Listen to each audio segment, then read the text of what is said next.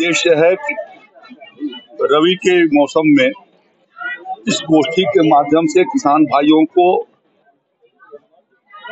बीज से लेकर के और उनको यंत्रों का प्रयोग करके संतुलित मात्रा में उर्वरक लगा करके अपना उत्पादन और उत्पादकता कैसे बढ़ा सके उसके लिए जागरूक किया जाता है। विविध प्रकार की खेती को वो करें जिससे कि उनकी आय तेजी से आगे की ओर बढ़े, उसके लिए उनको जागरूक किया जा रहा है। कृषि विभाग और पशुपालन उद्यान विभाग की योजनाओं के बारे में उनको जानकारी देकर के और एकीकृत कृषि प्रणाली को फिर से रिवाइव किए जाने की कोशिश की जा रही है। इस साल हम लोगों ने रबी के लिए उत्तर प्रदेश के भीतर 135 लाख हेक्टेयर के भीतर हम लोगों ने एक लक्ष्य रखा है कि जिसके भीतर रबी की फसल का विस्तार, रबी की खेती होगी और उसके लिए 60 लाख कुंतल बीज की व्यवस्था की जा रही है।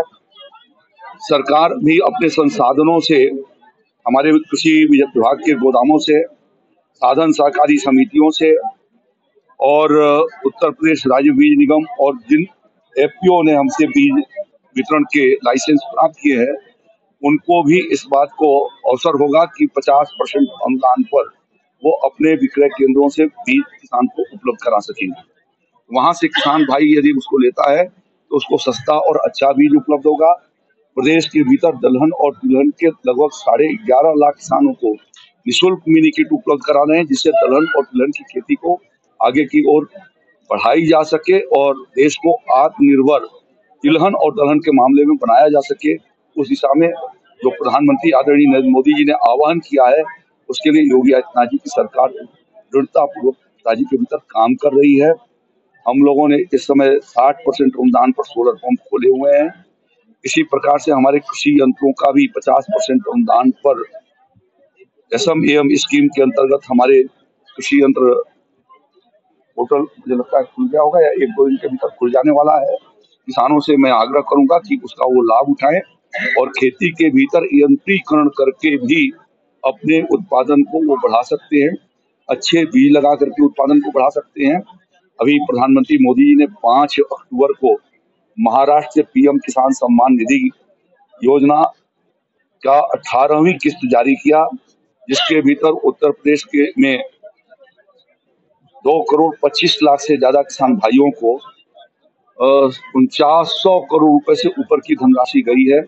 अब तक 80,000 करोड़ रुपए सिर्फ उत्तर प्रदेश के किसानों को PM किसान सम्मान निधि के माध्यम से पहुंचा है।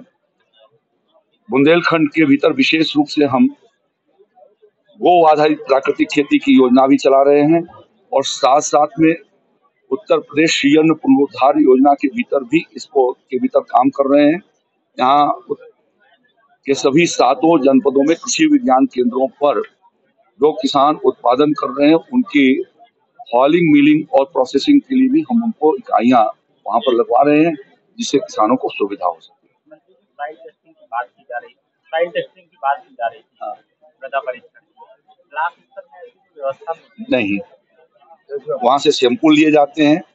जिला और तहसील स्तर पर कुछ तहसीलों में लैब हैं, कुछ जिलों पर लैब हैं और एक बार सब 450 रुपए में मिलता था और हम तो 270 रुपए तक उपलब्ध करा देते हैं। तो आपके जो अधिकारी कर्मचारी हैं वो उस पर ज्यादा ले रहे हैं? नहीं, ले रहे हैं ना? ऐसा नहीं है, ऐसा कहीं नहीं है।